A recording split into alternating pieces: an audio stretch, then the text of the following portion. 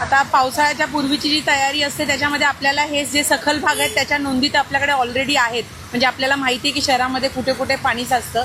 त्या अनुषंगाने हे जे साईडचे स्टॉर्म वॉटर ड्रेन्स वगैरे आहेत ते यापूर्वीच क्लीन केलेले आहेत. परंतु तरीसुद्धा पावसामध्ये वाहून आलेल्या कचऱ्यामुळे ते एखादा भाग अडकून पुन्हा पाणी साचू शकतं.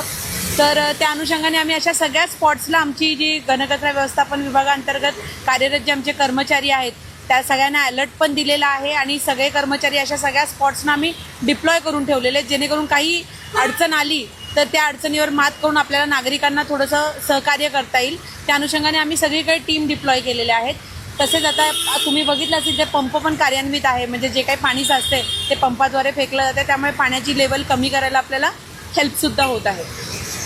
एकूण किती कर्मचारी किती स्पॉट्सवरती नेमले गेलेले आहेत?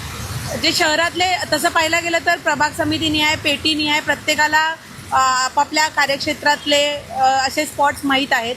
पण जर आम्ही असं महत्त्वाचे काही स्पॉट्स बघितले तर अशी 20-25 ठिकाणं जी आहेत तिथे मोठ्या प्रमाणामध्ये वॉटर लॉगिंगच्या घटना घडतात. त्या ठिकाणी आपण अशा प्रकारच्या टीम ठेवल्यात. या व्यतिरिक्त प्रत्येक हजेरी शेडवरती रात्र सत्रामध्ये पण माणसं उपलब्ध राहतील या पद्धतीने नियोजन केलेलं आहे.